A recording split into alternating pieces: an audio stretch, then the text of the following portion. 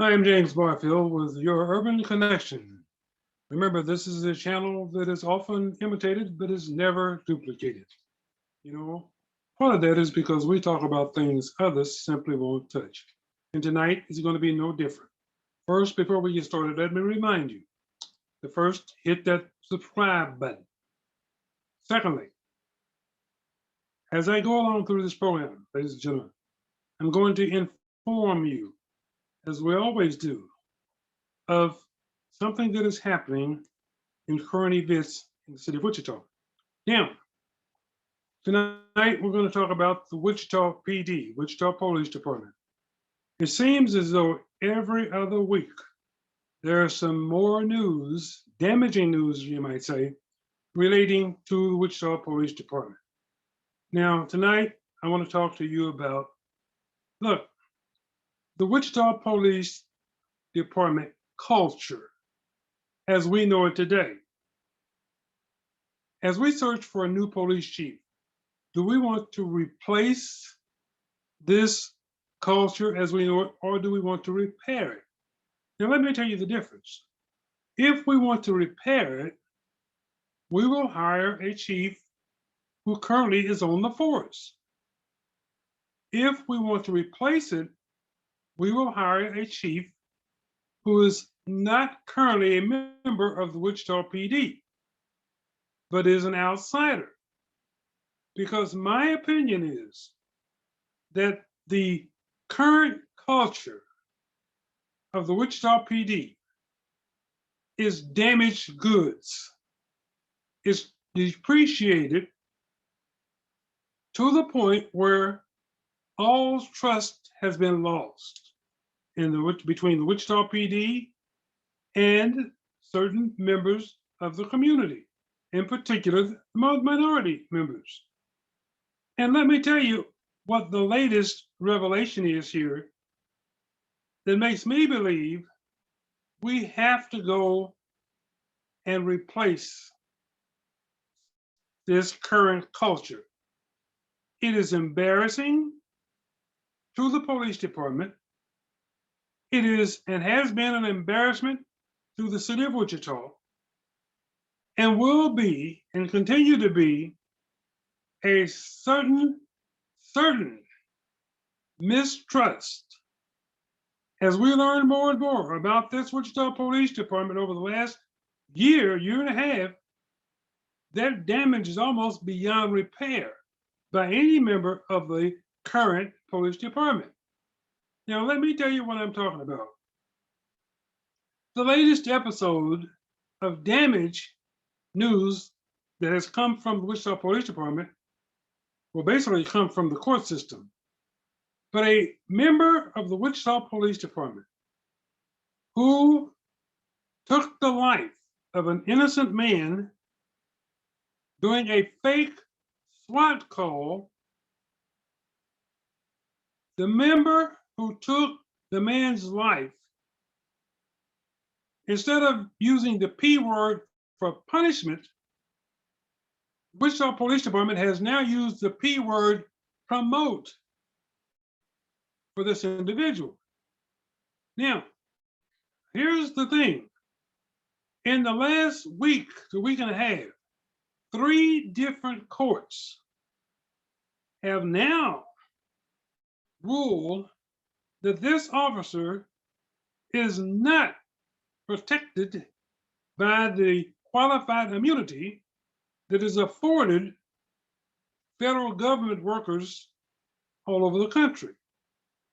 Now, this member who took the life of an innocent, unarmed man doing this fake SWAT call was not charged with any crime by our current district attorney. The district attorney says that this guy was doing everything right and he was entitled to be protected by qualified immunity. Now, we know this current DA uses qualified immunity and stand your ground as reasons for vindicating every police officer that is involved in the killing, oftentimes of unarmed men, oftentimes, more often than not, black men and brown men. This DA uses that as cover for his vindication of these officers. And it works most of the time.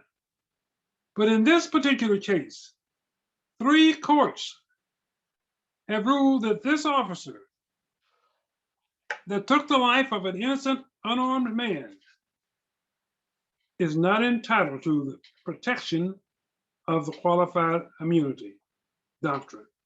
Okay? Now, but the Wichita Police Department and the interim the interim police chief, as I said, promoted this guy to detective here just within the last 60 days. Now, here's the deal. You know, you have to ask yourself, and you have to wonder, did they not look into this guy's file to see what it contained before making the decision to promote him? Certainly, I would hope they would do that. But apparently in this case, they didn't. Because if they had, I want to tell you what they would have found. Now, I don't make it a habit of reading letters on this show, but in this particular case, I'm going to make an exception. And I'm going to read to you the letter that they would have found had they looked into this guy's file. You see, this guy, his name is Justin Rapp. And this letter was written to Justin Rapp, the police officer, who had applied to be promoted to a detective.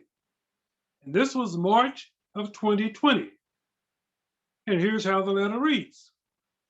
Dear Officer Justin Rapp, thank you for the interest you have shown for the rank of detective. The executive staff of the Wichita Police Department appreciates the time and effort you've invested in the promotional process. As you know, there are many candidates in the very competitive process for the promotion to detective. At this time, you have not been selected. In the recent past, you were involved in a critical incident that has had a significant impact on the community.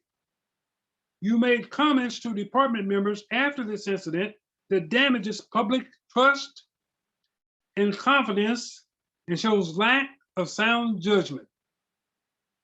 You failed to demonstrate an appreciation for the immense impact of the incident on the community, the police department, and the impacted family. Most notably, when discussing the propriety of your return to off-duty employment at Walmart with supervisors, you acknowledged that you would probably run into the family someday. That's the family of the deceased. And if you did, you would say something to the effect of, yes, I had to shoot your son. I'm over it, and you need to get over it too. Now, man, that is the voice and the attitude and the words of someone who shows not 1 ounce nor iota of remorse.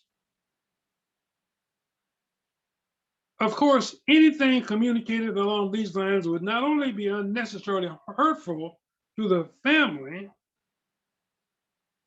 but also would greatly damage the entire police department's reputation and relations with the community. Did you hear that? Now I'll go on. We expect detectives and supervisors to be perspective and aware of the effects their words have and use them in a way that exemplifies the morals and ethics of the Wichita Police Department staff. Continued good work in the field, combined with the passage of time, will help to put you in a position where promotion may be appropriate in the future. Now, let's remember, this was May of 2020, May the 7th, 2020. This letter was sent to police officer Justin Rapp. So now let's fast forward 2 years and 2 months later. And this guy receives a promotion to detective. Why? What has he shown in the past 2 years and 2 months that would elevate him to be in a position to be promoted? Did he put himself in harm's way to save the life of someone? If so, I didn't hear about it. Did he receive an award for Officer of the Year in the last 2 years? If so, I didn't hear about it. So why is it that this guy was promoted? And at the time he was promoted, at least 3 members of the Wichita City Council had major problems with the promotion and the timing of the promotion. And 3 different courts have ruled that this guy is not believable in his testimony when he was put on the witness stand. Now that stops just short of saying that this guy's a liar. But this guy with this kind of reputation, and with you have members of the Wichita Police Department saying that he is an embarrassment to the Wichita Police Department, you can't put this guy on a witness stand. Any case he builds, in any case that he testifies in, will almost immediately have to be dismissed. If the defense attorney has one iota of experience and integrity, he will tear this guy to shreds over his reputation and his integrity and his credibility. So why in the world are we looking at a guy who should have been punished in the first place by the district attorney and was not, and then receives a promotion from the Wichita Police Department? Does this insinuate, am I to understand and interpret it, that by this action, the Wichita Police Department condones and encourages this kind of act and this kind of credibility from one of its officers who was supposed to be among Wichita's finest? I think not. I think not. So I want to say this. I don't know who is on the police department search, not the police department, but the committee to select a new police chief. But if you're out there and you're watching this video, I want to say to you tonight, right now, if you're on that committee, when it comes time to choose a finalist to be considered to be the permanent police chief for the city of Wichita, you look deeply at the credibility and the culture of corruption, the culture of lying, the culture of these text messages that they didn't want to come to light. You look at that and you ask yourself, is this what I want for my community? And if the answer is no, you don't have but one choice. You've got to pick a male or female that is outside the Wichita Police Department to be our next police chief. There's no question about it. Because if you do not, and let me tell you, Lem Moore, the current interim chief, has stated that he wants the job on a permanent basis. And I want to tell you, I know Lem Moore personally. I like Lem Moore personally. But this is a case where Lem Moore just might be the right guy at the wrong time. This is not the time for us to go and choose someone to run this department whose culture is less than honest, less than credible, is filled with the good old boys, and we cannot continue with that. We cannot have a member who is currently an officer of the Wichita Police Department in this permanent chief's position. Not going forward. No, no. And we are not in a position to look backwards. We've got to look forward. And the future has to be better and certainly more credible than our past. And I speak for every single citizen in the city of Wichita when I make that statement. It is for the betterment of the police department. It is for the betterment of the Wichita community.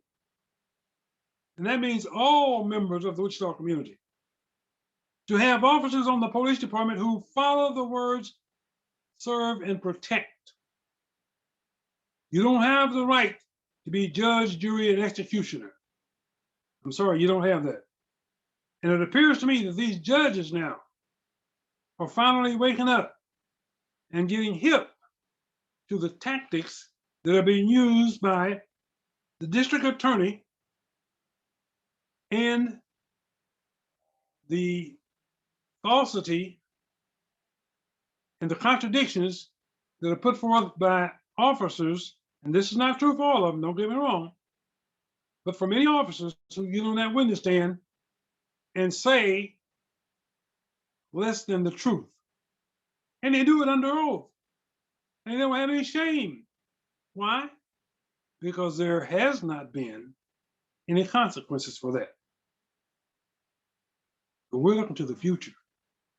Now, let me show you, this is not the first time these courts have ruled against the district attorney and this qualified immunity-based stuff and this stand your ground stuff. Remember Mark S. Smart, the young black man who was unarmed, who was shot 3 times in the back while lying face down on the ground in Old Town? Well, let me just tell you what the judge said in his civil trial. There was no criminal trial because, again, DA Mark Bennett ruled that the shooting was justified, only to have a civil court judge in district court rule otherwise. Now listen to this.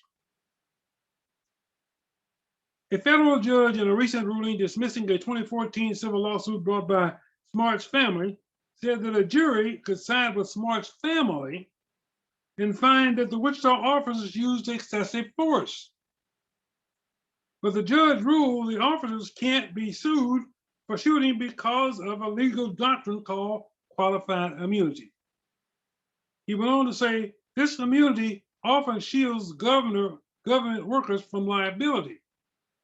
In recent years, the US Supreme Court decisions have made it increasingly difficult for victims of police shootings to win civil lawsuits against officers accused of using excessive force. Chief Magistrate Judge James O'Hara in Kansas City, Kansas, noted in his August 7th decision that he had a duty to follow high court rulings. But listen to what he also said. But he was bothered that officers are not being taken to trial.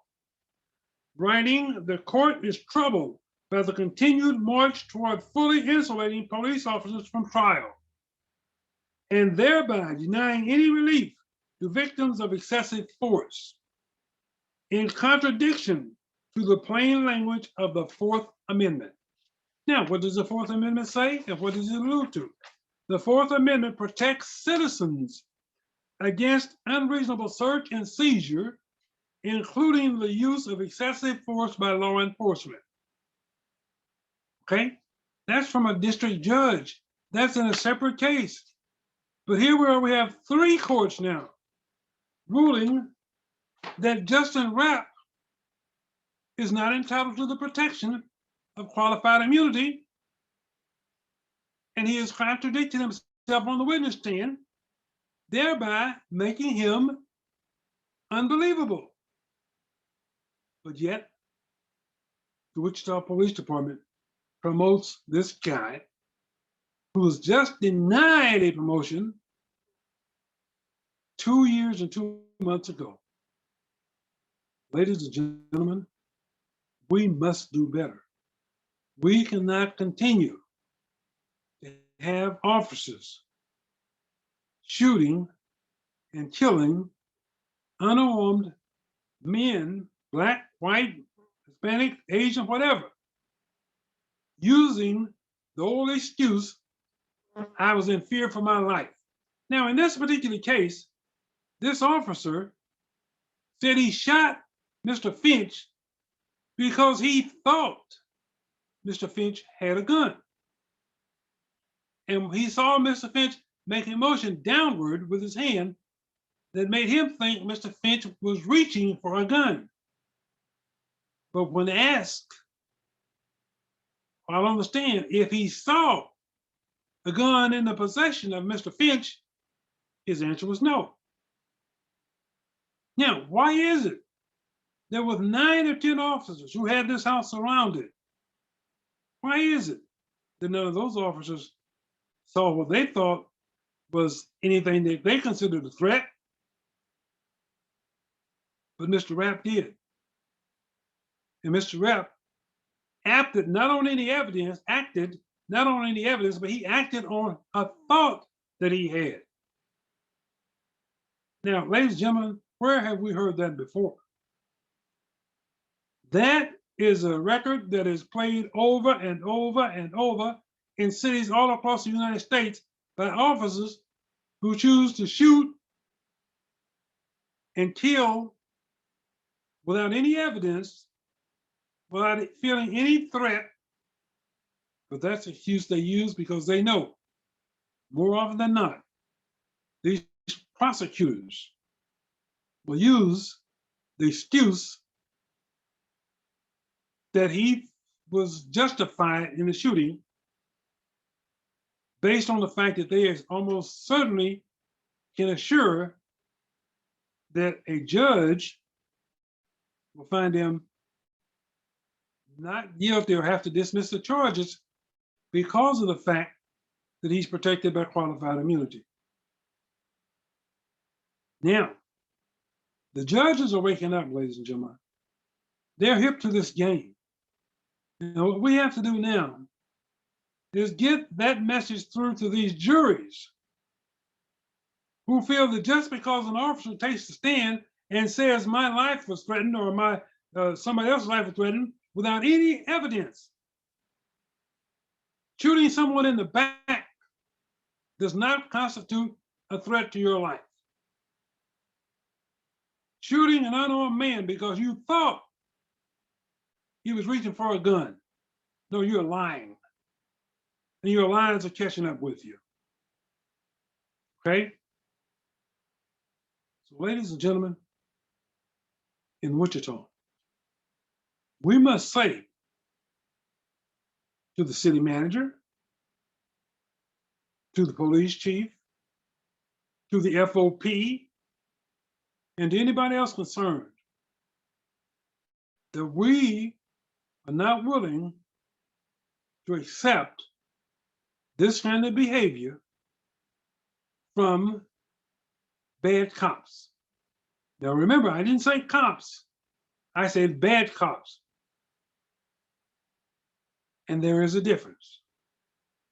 We demand that our officers follow the laws, follow what they were taught. You don't shoot somebody based on what you thought. You shoot based on evidence. And if you can't produce any evidence that your life is threatened and you shoot, there has to be and will be consequences. And if you embarrass the police department in Wichita, and you embarrass the city of Wichita by engaging in racist, homophobic, sexist text messages, and you're caught doing it, you will pay the price. You will pay the price. Enough is enough.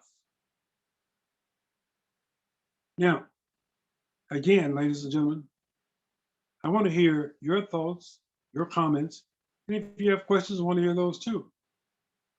So let me know what you think, and don't forget, hit that subscribe button. Okay? Good night. Till next time.